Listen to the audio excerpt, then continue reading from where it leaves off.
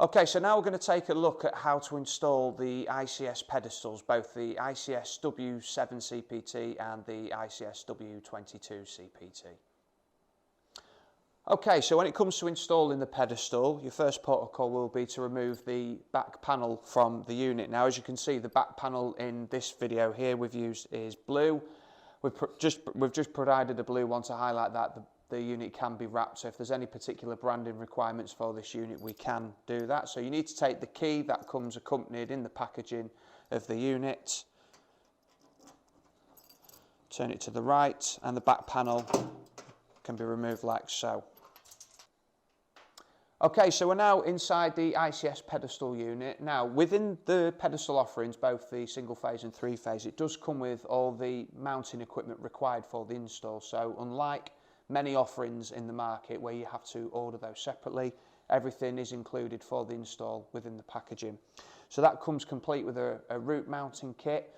Okay, so if you have preset fixings into the concrete, you'll have 4 bolts coming through the concrete, which allows you to slot the pedestal unit on top ahead of completing install. So just taking a little closer in the internal, so as you can see here, you've got capacity for segregated power supplies. Okay, so we would recommend that you provide each socket with its own dedicated power supply.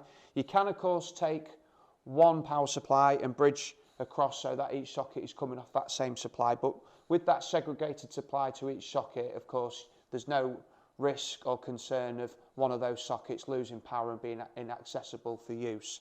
Okay, just moving further ahead, you've got 2 dedicated Type B RCDs for each of the sockets. So again, that is quite unique in that we've got 2 dedicated Type B RCDs for those sockets, and that is actually a secondary form of protection because the software that is built into this unit will detect and pick up any fault before the RCDs. And while that is important, it just means that there's not a need to return visit to site if there has been an RCD trip, because the software built within the unit will detect and pick up that fault.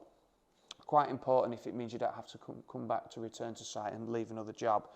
Just looking further ahead, you've got separate MCBs for each socket as well, okay, and each socket has got both its own MID rated meter, and you may have noticed that there is dedicated surge protection for each socket as well. So we have put a lot of thought into making sure that this unit is suitably designed to provide all levels of protection.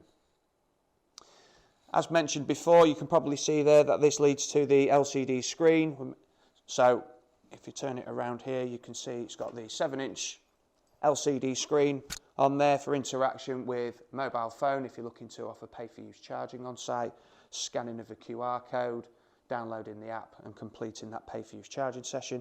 We have fob and card readers obviously built into this unit, so if there is a site where it's got driver accounts linked to RFID cards or fobs to record charging data, that could be used on this unit as well.